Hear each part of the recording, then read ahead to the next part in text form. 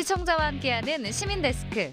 새해 벽두부터 발생한 크고 작은 사건 사고 소식이 YTN 방송을 통해 보도됐는데요. 예방과 대책을 촉구하는 언론의 역할에 충실했는지 시청자 비평 리뷰 Y에서 살펴봅니다. 의료 전문가의 목소리가 어느 때보다 중요한 요즘, YTN 대담에서 빼놓을 수 없는 출연자가 있죠. 오늘 에필로그 Y 시간, 호흡기 내과 천은미 교수와 함께 코로나19의 모든 궁금증을 풀어봅니다. 시청자 브리핑 시시콜콜 위클리픽, 부족함 없는 방송을 위한 그날까지 시청자 의견에 YTN이 응답합니다.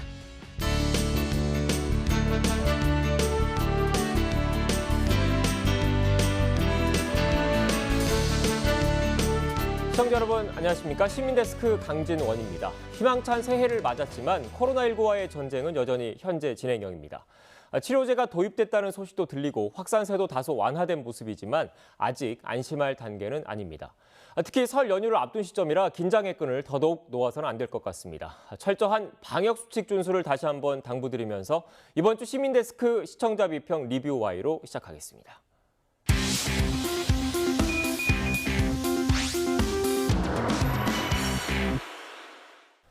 네, 세 분 안녕하십니까? 안녕하세요. 안녕하십니까?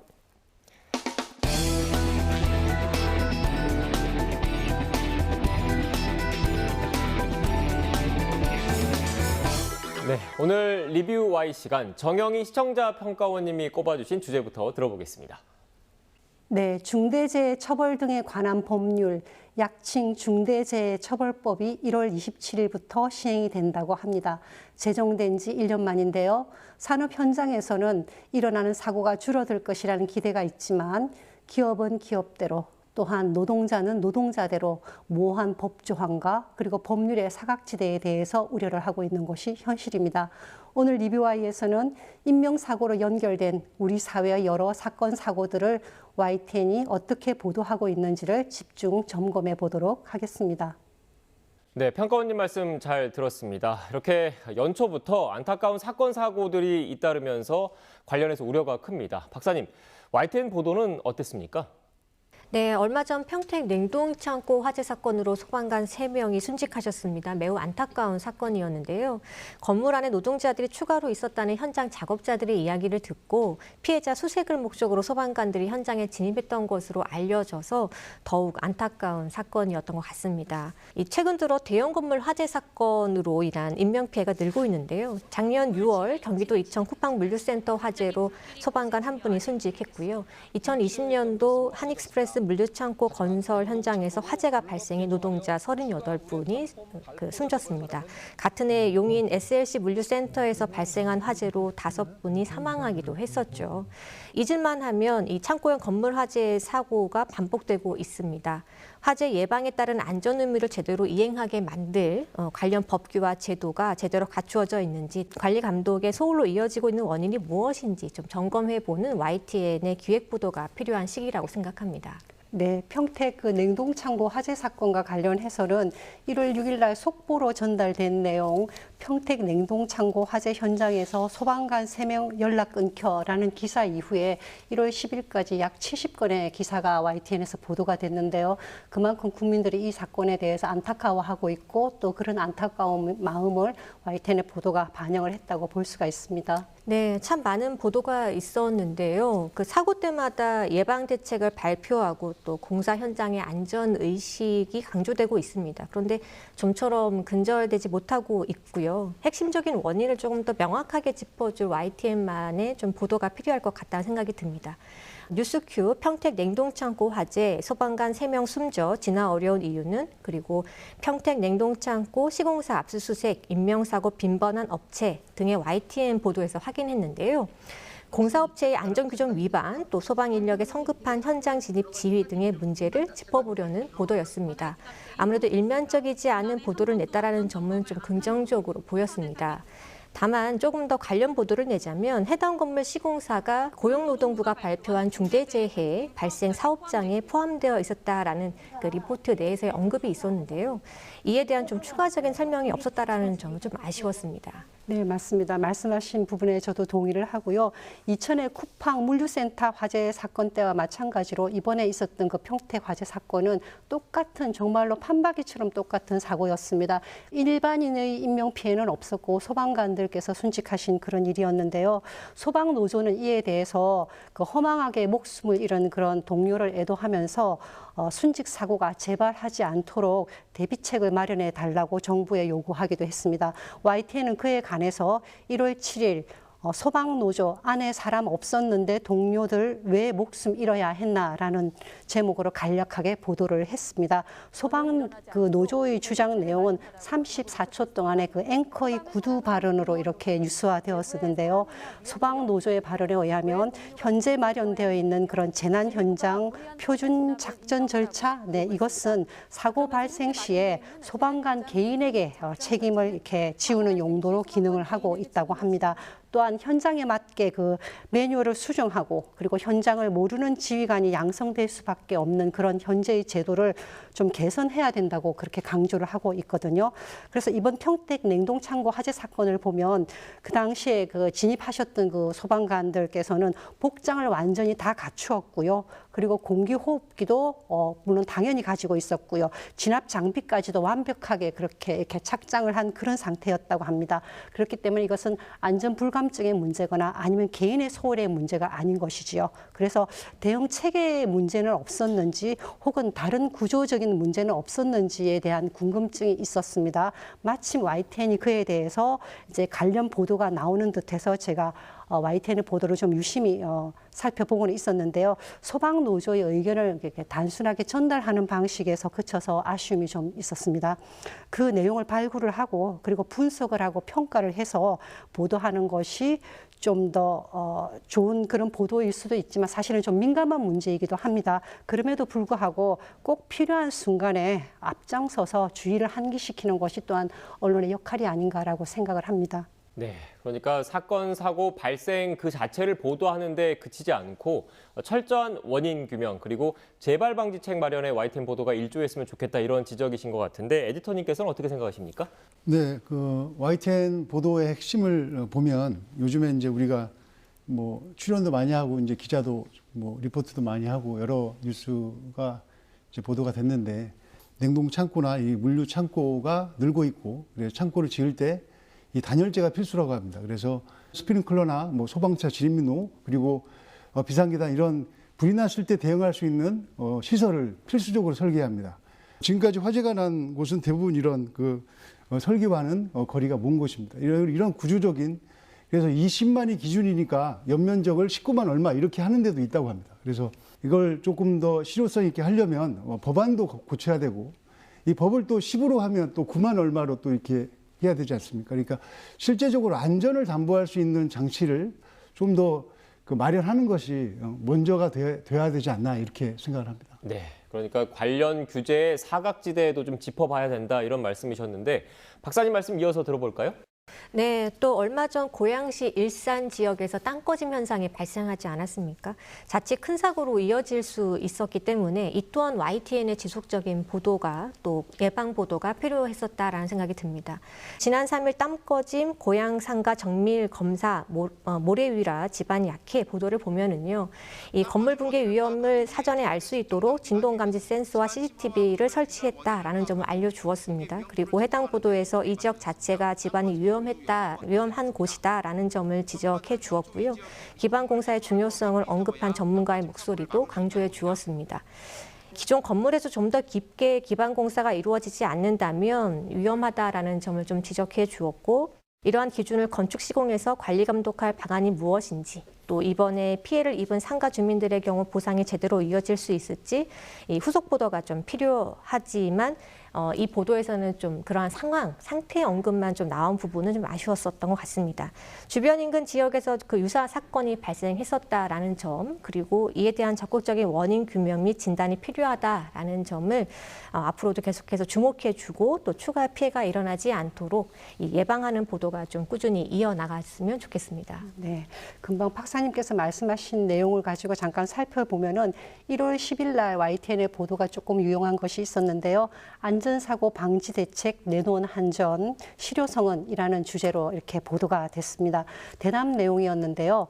작년 11월에 한전의 협력업체 한 직원이 그 고압선에서 감전되어서 사망하는 사건이 발생했었습니다. 그 이후에 약 두어 달 만에 한전에서 이제 사고 방지 대책을 내놓은 것인데요. 이 뉴스는 후속 보도의 형식이긴 한데 대담으로 진행이 됐었습니다. 외부 전문가를 모시고 그리고 한전의 대책과 그리고 그 대책이 실효성이 있는지 이것에 대해서 꼼꼼하게 점검을 했습니다. 특히 전달 양식에서 좀 좋은 점을 하나 말씀을 드리고 싶은데요. 화면으로 구성됐던 시각적 메시지가 그 발언자의 구두 메시지하고 잘 어울리면서 시청자에게 정보적으로 아주 유용하게 요약이 잘 되어서 들어왔었습니다. 한전의 대책을 항목별로 제시를 하면서 그 순간순간에 그래픽을 구성을 했고요. 그래서 시청자로서는 아주 간략하고 명료하게 내용을 이해를 할 수가 있었습니다. 네, 정보의 전달력을 높이기 위한 제작진의 노력을 또 평가해 주신 것 같습니다. 네, 맞습니다. 그리고 또 하나 더 말씀을 드린다 그러면 1월 4일에 변상욱 그 앵커 리포트, 이 코너는 사실 제가 좀 즐겨보는 코너이기도 한데요. 네. 거기에서도 이번에 1월 27일부터 우리가 중대재해처벌법이 발효가 시행이 되는데 그거와 관련해서 우리가 좀 더 경각심을 가질 수 있는 내용을 하나 보도를 했습니다. 제목은 장례식장으로 퇴근하는 노동자들 목숨보다 소중한 게 있나요? 라는 주제로 나왔습니다. 기사를 보면 짧은, 그렇게 길지는 않았는데요. 우리 언론의 주목을 받지 못했던 여러 가지 사건들을 많이 얘기를 했었습니다. 중대재해처벌법에 대한 언론의 상반된 그런 반응에 대해서도 보도를 했고요. 그리고 종합적으로 판단을 해보면 누가 보아도 중대재해처벌법은 자급자의 생명을 지키는 데 아주 중요하다는 것을 인식할 수가 있었습니다. 이 처벌법이 지금 현재는 좀 맹점이 있을 수 있고요. 또 실용성의 문제에서도 현장에 적용되는 어려움이 있을 수는 있겠지만 이 시작 자체가 얼마나 중요한지를 이 1월 4일 변상욱의 앵커 리포트를 통해서 우리가 더 강하게 인지할 수 있었던 그런 좋은 점이 있었다고 생각을 합니다. 네. 사건, 사고를 보도하는 이유 궁극적으로는 유사한 사건이 다시는 발생하지 않도록 대안을 모색하는 것일 텐데 에디터님 결국 YTN도 더 노력을 해야 된다는 걸 시사하는 부분이겠죠? 예, 평가관님이 소도에서 말씀하신 것처럼 이 소방관이 희생되는 일이 반복된다면 안전 불감증도 아니고 그러면 이제는 시스템을 진지하게 점검해야 된다고 생각합니다. 소방관이 그 단계가 해제돼서 복장을 다 하고 투입됐고 그러다 사고가 났습니다. 그렇다면 그 단계를 해제하는 기준이 지금 기준이 상황과 맞았는가, 그리고 그 기준을 조금 더 보수적으로 소방관의 안전도 조금 더 담보가 되도록 바뀌어야 하는가 하는 생각도 들고요. 물론 이제 인명 구조를 하기 위해 어느 정도 대응을 할 것인가 이 논의도 같이 해야 된다고 생각합니다. 그리고 산업재해를 줄이기 위한 중대재해처벌법도 기업이 이렇게 되면 힘들어서 기업 활동을 어떻게 하느냐 이런 시각에서만 접근할 것이 아니라 조금 느리고 그리고 비용이 좀 더 들어가도 한 사람 한 사람의 안전을 최우선으로 하는 어떤 기업의 분위기, 사회 분위기 이런 것이 먼저 정착되어야 한다고 생각합니다. 사람이 먼저지 기업이 먼저는 아니라고 생각합니다. 네, 알겠습니다. 두 분 들려주신 오늘 말씀 정리해 보겠습니다. 마지막으로 이것만은 꼭 명심할 수 있도록 평가원님부터 한 줄로 요약해 주시죠. 네. 언론이 인명 구호를 위해 적극적으로 나설 때는 누구도 그에 대해서 과하다고 말하지 않는다라고 조금 길게 말씀을 드리고 싶은데요. 언론은 발생한 사건, 사고나 혹은 산업재해에 대해서 시청자에게 소극적으로 알리는 그런 기능도 있습니다. 그렇지만 그것에 더해서 사회 구성원들의 인명 보호를 위해서 힘을 보태는데 보다 더 적극적으로 나설 수가 있습니다. YTN은 이번에 실효가 될 그리고 실시가 될 중대재해처벌법에 대해서 현장에서는 이것이 잘 지켜지는지, 그리고 현장 적용에 어려움은 없는지, 혹은 제도의 사각지대는 무엇인지에 대해서 보다 더 적극적으로 관심을 가지고 그리고 추적해서 꾸준히 보도를 해주셨으면 하는 바람이 있습니다. 네, 다음으로 박사님 한 줄 평 들어볼까요? 네, 예고 없는 재해, 예방 대응 보도 늘려야. 재해 보도는 소나기처럼 재해 발생과 함께 언론 보도 급증으로 이어집니다. 아무래도 재해 정보, 피해 상황에 집중하는 보도가 계속될 수밖에 없는데요. 현장 보도도 중요하지만 이 재해의 원인을 제대로 파악하고 또 향후 유사 재해가 발생할 위험을 줄여가는 노력도 필요하다고 할 수 있겠습니다. 예고 없이 찾아오는 재해 소식에 불안과 걱정을 키우기보다는 이 피해를 줄이고 또 대응력을 키우는 이 사회의 노력에 관심이 더 커질 수 있도록 다각적인 심층 보도를 늘려나가야 하겠습니다. 네, 오늘 전해주신 분석과 해설 말씀 잘 유념해서 YTN 보도와 프로그램 개선에 앞장서겠습니다. 세 분 오늘 말씀 고맙습니다. 고맙습니다. 고맙습니다.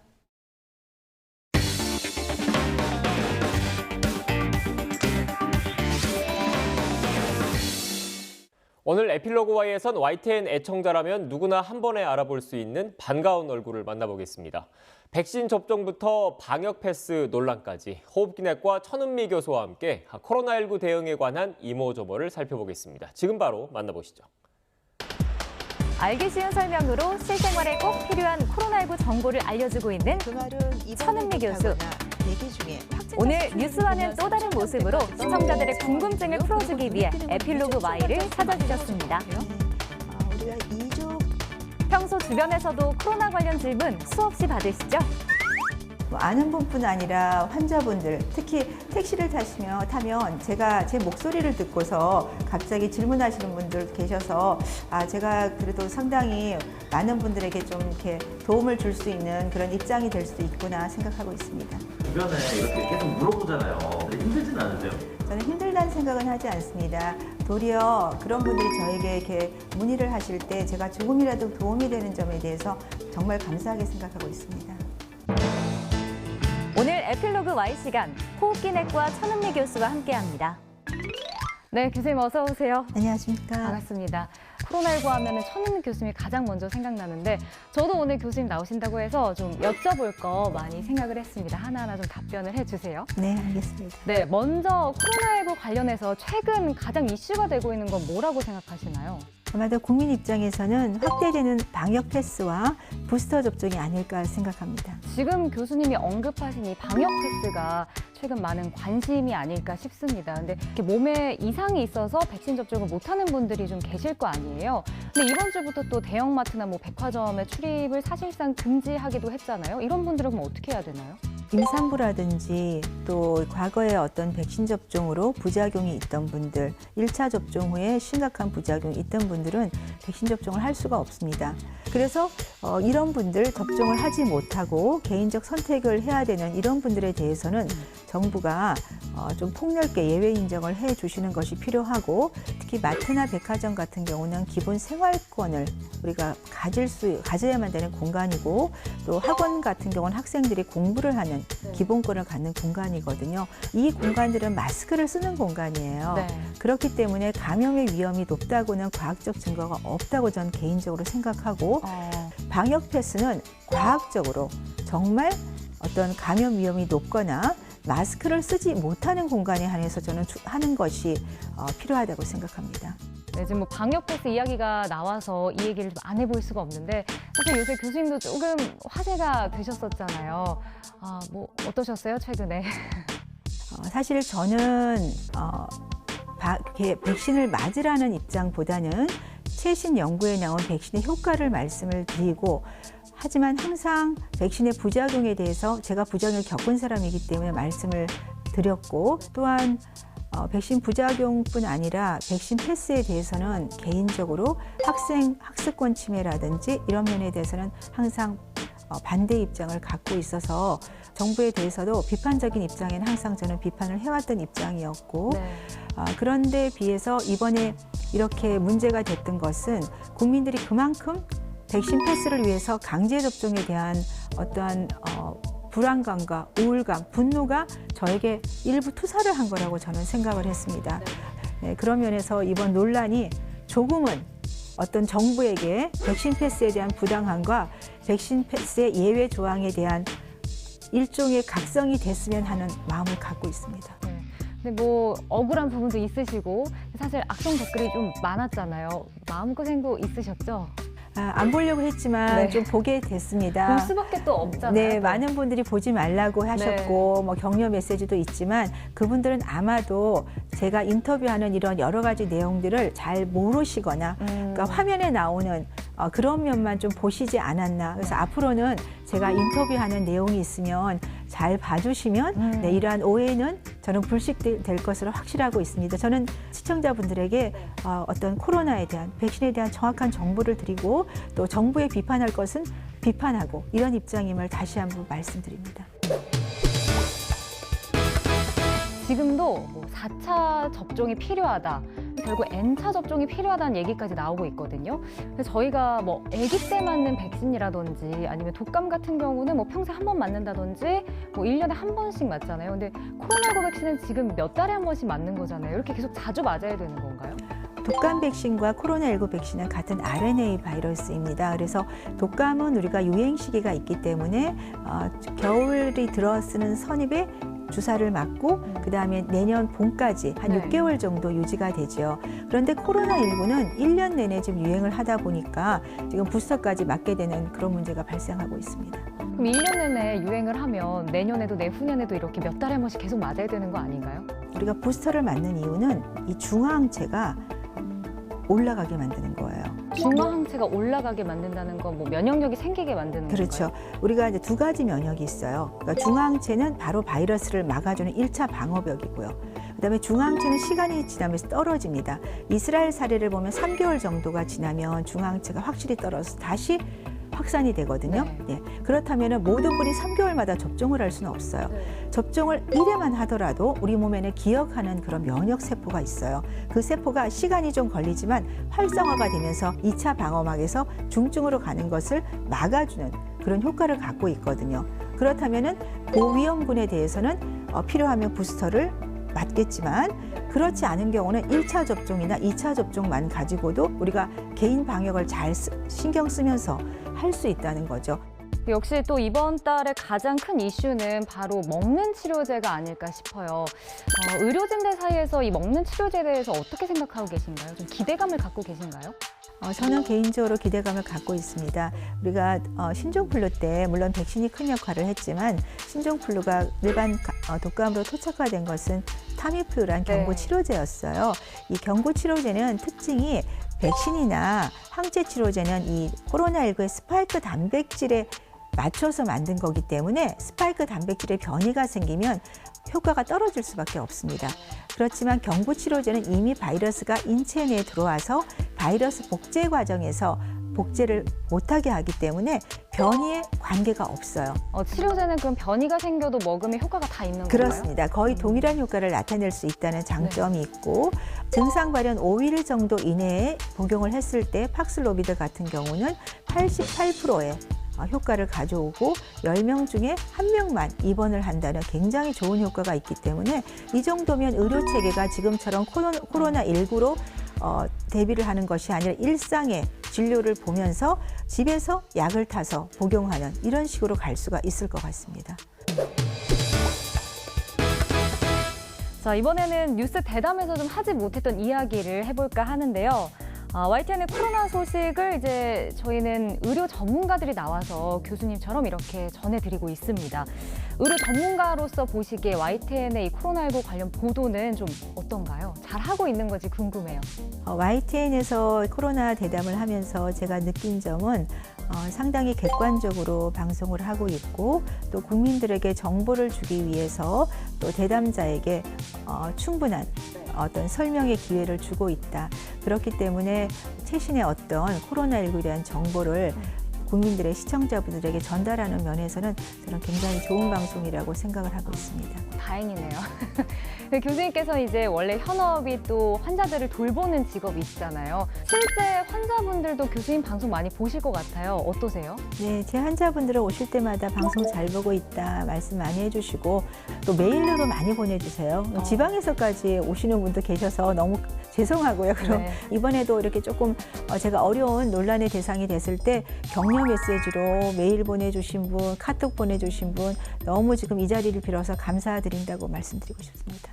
교수님께서 꾸준히 방송을 통해서 이렇게 시청자분들한테 코로나19 관련 소식을 전해주고 계신데 의료진으로서 방송에서 전하고 싶은 메시지도 있으신가요? 네, 방송을 통해서 저는 시청자분들에게 코로나19에 대한 최신 정보를 정확히 전달해 드리는 것이 가장 큰 저의 의무라고 생각하고 있습니다. 또한 거기에 덧붙여서 제가 개인적으로 갖고 있는 소신, 의료진으로서의 어떤 의무감, 네, 그런 것이 잘 전달이 됐으면 국민들, 시청자분들에게 조금이나마 도움이 되지 않을까 하는 그런 마음으로 지금까지 하고 있고 앞으로도 그렇게 하고 하고 싶습니다. 앞으로도 그럼 방송은 조금 계속 나오실 예정이신가요? 네, 제가 좋은 정보를 계속 전해드릴 수 있다면 그리고 국민들에게 어떤 코로나19에 대한 대처 방법이나 도움이 된다면 저는 그렇게 하고 싶습니다. 알겠습니다. 저희 YTN 뉴스에서 앞으로도 코로나19 관련 다양한 내용 전해주시길 기대해 보겠습니다. 오늘 함께해 주셔서 고맙습니다. 감사합니다.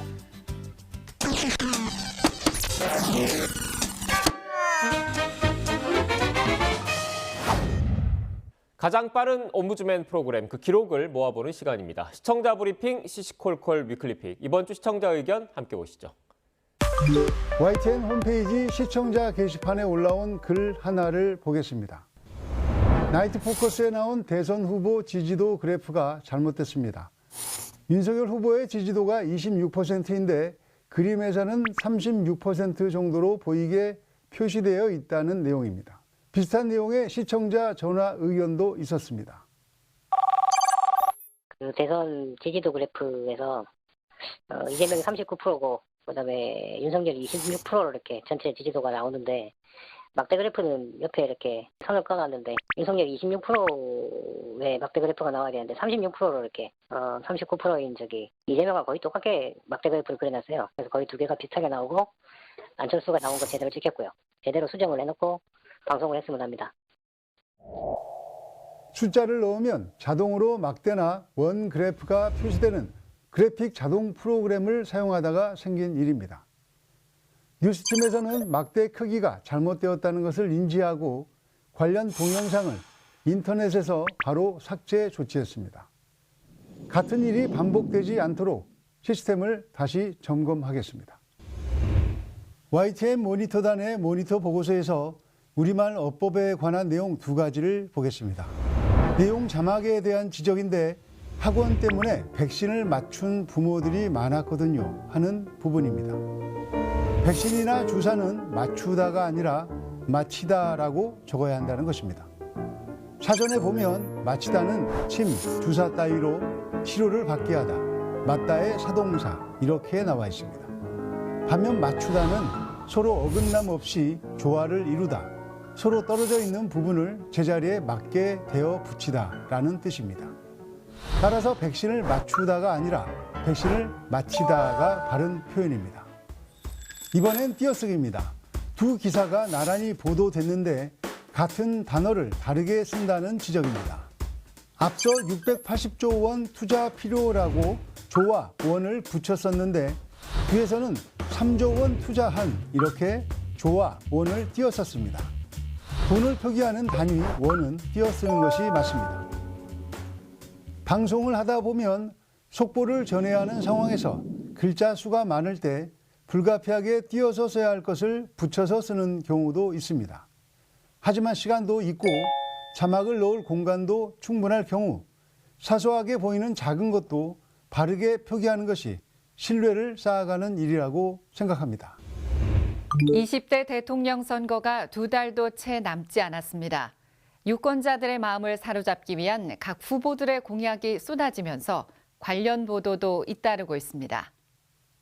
인구 감소로 병력 자원이 부족해지는 가운데 대선 후보들이 모병제 공약을 제시하면서 병역제도 변화에 관심이 쏠리고 있습니다. 국민의힘 윤석열 대선 후보가 수도권 광역급행철도 GTX를 대폭 확충하는 공약을 내놨습니다. 현실화한다면 수도권 교통에 큰 도움이 되겠지만 사업이 제대로 진행되지 않으면서 부동산 시장만 자극할 수 있다는 우려도 제기됩니다. 군 복무, 부동산 이슈 등 워낙 관심이 높은 사안이다 보니 시청자들의 반응도 뜨겁습니다. 모병제 하면 금수저, 은수저 없이 10중 8구 흑수저들만 모이게 된다. 병역 문제만큼은 수저 논란 만들지 마라. 천문학적인 비용이 들어가는 건데 이미 계획된 것부터라도 차근차근 잘하자. 즉흥적으로 공약만 남발할 문제가 아니란 말이다. 선심성 공약이 아닌 제대로 된 정책을 요구하기도 했습니다. 때마침 이재명, 윤석열 두 후보의 주요 공약이 발표됐는데요. 대담 코너에 출연한 전문가들은 공약 내용과 의도를 분석하고 공약에 대한 검증 필요성을 제시했습니다. YTN은 이달 중순부터 기획 이슈팀이 선거단, 정치부 등과 함께 각 후보의 정책과 공약 검증, 팩트체크 등을 포함한 기획물을 시리즈로 준비하고 있습니다. 다양한 전문가들을 취재해 분야별 공약을 충분히 비교 분석할 계획입니다. 선택 2022, YTN과 함께해 주십시오.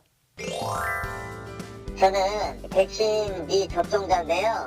근데 정부에서 요즘에 미접종자 보호를 위해서 관련 패스를 한다고 하는데 YTN이 미접종자들의 의견을 들어보고 뉴스를 하나 냈으면 좋겠습니다. 시민데스크는 시청자 여러분의 고민과 질문으로 채워집니다. YTN 방송에 대한 다양한 의견들 홈페이지와 전화를 통해 남겨주시고요. 저는 다음 주 더 유익한 내용으로 돌아오겠습니다. 시청해주신 여러분 고맙습니다.